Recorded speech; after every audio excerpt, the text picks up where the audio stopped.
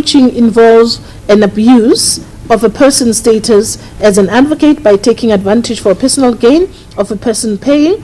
For an advocate to take advantage of that situation by making a fee, knowing that it is not a proper fee, but one that is unreasonable and improper, marked under the rules, is an abuse of the advocate's position and amounts to overreaching.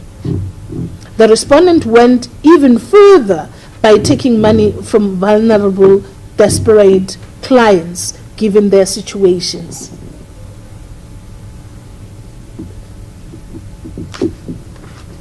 He took an advantage of their situation by exerting position of power, in that he actually demanded that they pay him upfront, knowingly that he will never render the service as expected.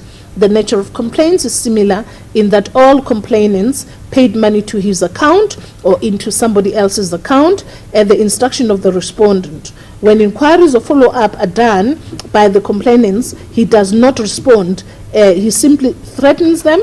That's an abuse of and exploitation of its burst. The respondent contravened the provision of paragraph 3.6 of the Legal Practice Council's Code of Conduct, and that he failed to maintain legal professional privilege and confidentiality of the affairs of his clients. The applicant also pointed out that the respondent's conduct was serious. By virtue of the Legal Practice Act, his conduct is considered to be serious, transgression and offences punishable. As this court, we have noted that from his answering papers, the respondent does not prefer an explanation for his conduct in accepting briefs and taking money directly from clients. He further does not deny that he misappropriated clients' monies. It was also not disputed that all the said complaints paid the respondent. It is also noted that the respondent had actually failed to cooperate with the applicant when he was called to respond to allegations leveled against him. More specifically, he failed to submit the relevant documentation despite repeating requests from the applicant. It is a fundamental duty of every legal practitioner to ensure that he or she is accountable on clients' funds. He is still expected to keep proper records, keeping of proper accounting records. It is not only for a legal practitioner who holds a Fidelity Fund certificate. Such is expected from all legal practitioners. This accounting recording underpins the rationale that the interest of the public must be protected at all times. Any failure to do so would be considered to be serious.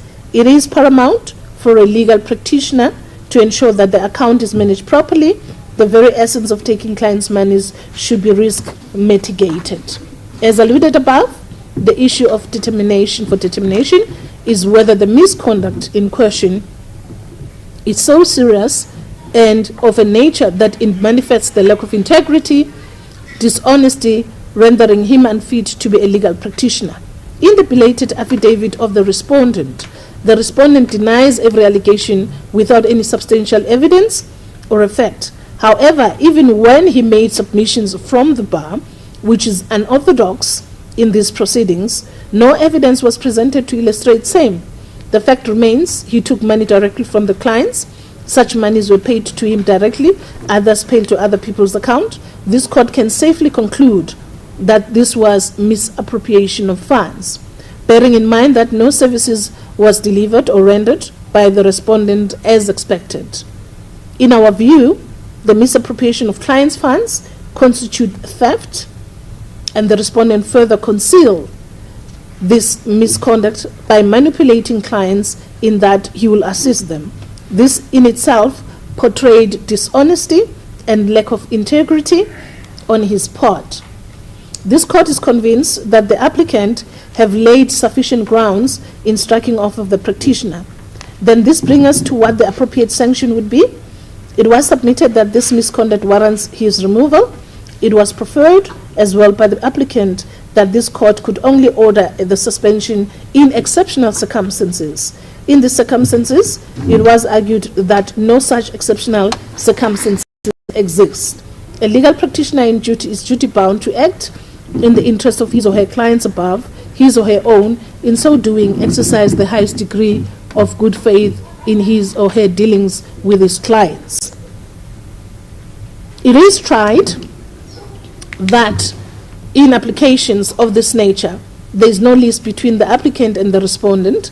The applicant, by virtue of his statutory duties, furnishes the court with the relevant facts and finding. Eventually, the court has to exercise its own discretion after having heard both parties. In the exercise of our discretion as this court, having considered the facts in their totality and having heard submissions on both parties, we find that the respondent's acts of misconduct were serious and dishonest. We are mindful that the main consideration is the protection of the public.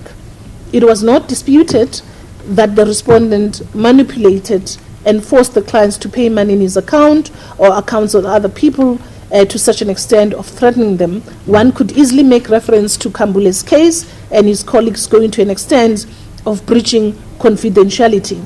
The respondent's misconduct was repetitive and he failed to provide plausible explanation for his actions. As alluded above, he filed a brief answering affidavit with bad denial. He failed to adequately address the various findings against him. This court was therefore limited to make a finding on the papers before it. Such calls for removal. His conduct warrants a finding that the respondent stands to be struck from the roll. The other part which I think is crucial, it's an issue of the respondent being the officer of the court having to mislead the court. Legal practitioners in nature, whether practicing as advocates or attorneys, are officers of the High Court. They are admitted by the court, which authorizes their enrollment in the practice in which they are qualified, and they owe a special ethical duty to the courts. The High Court retains an oversight over their conduct and the jurisdiction to pronounce on matters concerning their conduct. To this extent, they practice under the auspices of the High Court. The respondent's advocate, Adv Malesela, was admitted as indicated as an advocate in the year 2009, that was in January the 5th. Given his years of experience, he is required to be a completely honest, reliable, and perform with integrity. The need for absolute honesty and integrity applies both in relation to the duties owed to their clients as well as to the courts. The profession has strict ethical rules to prevent malfeasance. This is for a good reason. As officers of the courts, advocates serve a necessary role in a proper administration of justice, given a unique position that they occupy. The profession has strict ethical rules. But then the respondent placed the matter on an unopposed roll to secure a default, knowingly that it shouldn't have been there, it shouldn't have been. That on its own, one misleads the courts.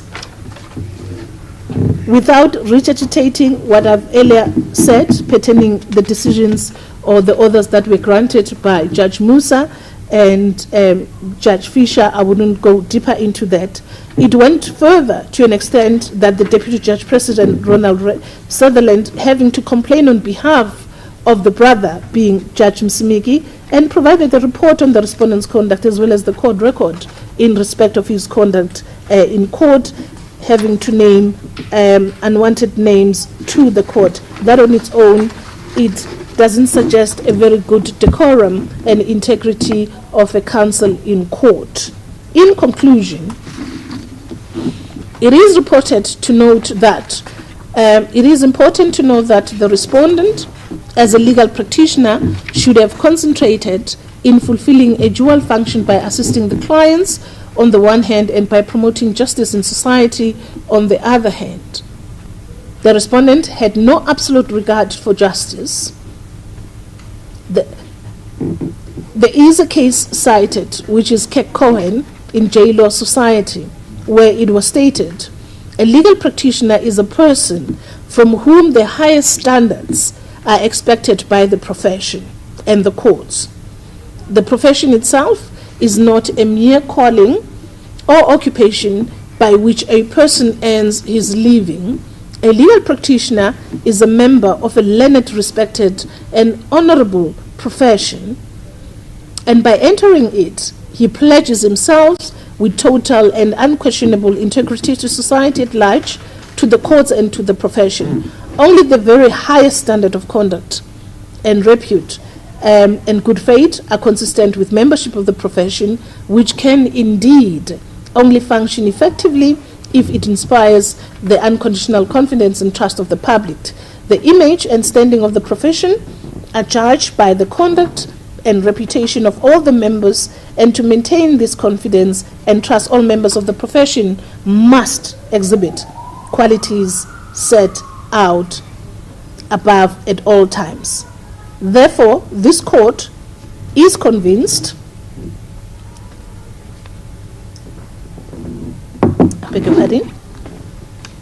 Therefore, this court is convinced that the respondent's conduct no longer meets the requisite threshold of a fit and a proper person. This court is satisfied that the applicant has proven its case on balance of probabilities, that the respondent is not a fit and a proper person, and that his countenance in practicing would involve danger to the public or the good name of the profession. The respondent had actually contravened, like I indicated, Section 37, subsection 2A of the LPA, and in that the respondent failed to cooperate with the LPC investigation. This court finds that the respondent misled the courts in a number of occasions. He was even contemptuous in a number of instances. The respondent breached the court order of Judge Fisher by threatening Colonel Smith and subsequently was arrested and released on bail. The respondent consulted with clients without acceptance of a brief from an attorney. Instead, he accepted the brief directly from clients, thus contravening Section 34, subsection 2A, I, and paragraph 27.2 of the LPC Code of Conduct. The respondent accepted payments directly from the clients without receipt or a brief from an attorney, thus contravening paragraph 27.4 of the LPC Code of Conduct. The respondent utilized attorney's details without their consent. The respondent assaulted and intimidated members of SAPS, which resulted in an agent interdict application prohibiting the respondent from entering the premises of SAPS and the state attorney. The respondent is being investigated for corruption activities as defined by POCA. The applicant presented a letter, a scornful letter written by the respondent. It's a letter written by the respondent, which is dated the 25th of July 2022. The letter was addressed to one advocate, G.D. Baloyi. It was written by Advocate Teffo, the Director of Public Prosecution, Gauteng Division in Pretoria. What he alleged in his letter, he said this court is not certain. Well, this court is not certain as to what to make of this letter, as it's not a complaint against the applicant. It is directed to Advocate Baloyi. In silent, the respondent asserts in this letter that he has been experiencing harassment by the courts, the state, i.e. the police, the Minister of Police, the prosecution, including the Office of the Director of Public Prosecution in Johannesburg, further making reference to the court of Judge Maumela in the presiding matter, the presiding officer in the case that is currently going on. This court does not have a jurisdiction to deal with the current occurrences of another court. Therefore, this court will not concentrate much on untested and unfounded allegation raised by the respondent. This court will not waste time in dealing with delinquent assumptions and misconstrued aspersions leveled against officers of the court. Needless to say, the court is short of words in attributing this level of behavior projected by the respondent. Safe to say that he has no regard for justice. The respondent going to such an extent of blaming the office of the president for his arrest on the 28th of April 2022 in court. There is no basis of these allegations. Entertaining this allegation will not take this matter anywhere. It is said that an advocate must serve many masters. The respondent has not attempted to deal with any of the complaints leveled against him, including other complaints stated in other annexures which the court did not deal with them. It is our view then that the contention by the respondent that the applicant failed to give him opportunity to address the complaints with him personally by way of an inquiry before the applicant should not be given as an excuse for not dealing with them, because in these proceedings the respondent is given yet another opportunity to address the said complaint. This is so because the court is not only confined to pronouncing on the transgressions of the Act, the rules and the code of the conduct. The court, depending on the gravity of the offences, is also required to exercise a discretion whether to suspend or to strike the respondent from the role of legal practitioners. What the court is faced with are bare denials, where the respondent has not defended with any particularity the complaints against him. We do find then that the respondent lacks the sense of responsibility, honesty, integrity, and such attributes are characteristics of an advocate. It is clear that the respondent does not possess any of the above. This court is satisfied that all various aberrations have been established on the preponderance of balance probabilities, bearing in mind that this court has taken into cognizance that the purpose of these proceedings to strike an advocate from the role is the protection of the rules regulating the profession rather than punishment of the transgressor. In the circumstances, the removal of his name from the role of legal practitioners is justified. We are mindful that the applicant is entitled to cost. An order has been sought that the respondent to pay the cost of this application on a scale is between attorney and client. We have considered the submissions and find that in these circumstances punitive costs are justified. Or are not justified. I beg your pardon. Punitive costs are not justified. It is tried that in application of this nature, there is no lease between the applicant and the respondent. The applicant is performing its statutory functions of placing facts before the court to exercise its disciplinary powers over trained practitioners. The applicant is entitled to cost. The following order is made. 1. The respondent, Advocate Malesela Teffo, is hereby removed from the role of legal practitioners. 2. The respondent must surrender and deliver his certificate of enrollment as a legal practitioner to the registrar of this honorable court. 3. In the event of the respondent failing to comply with the terms of this order, detailed in paragraph 2,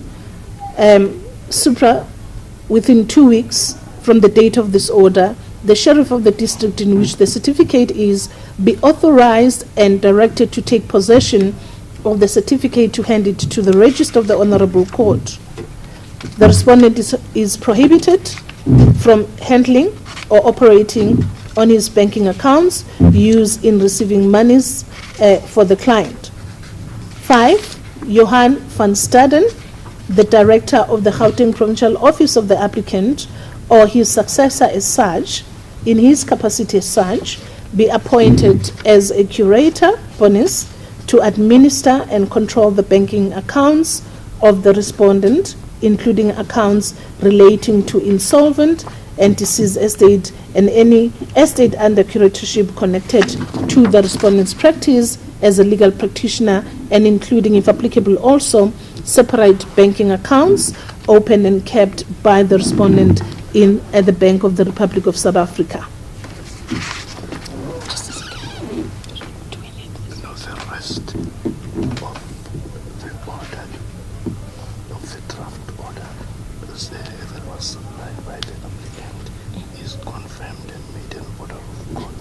Thank you. Yes, I've read the orders up to order number 5. Order is fairly extensive. I think it goes up until number 13. The rest of the order is stipulated in the founding papers and notice of motion of the applicant, and such is made an order of court. that is as is reflected in the draft order submitted by the applicant, which is confirmed and made an order of this court. I agree with the judgment. It is so ordered. At this stage, we hand down the judgment and court is adjourned.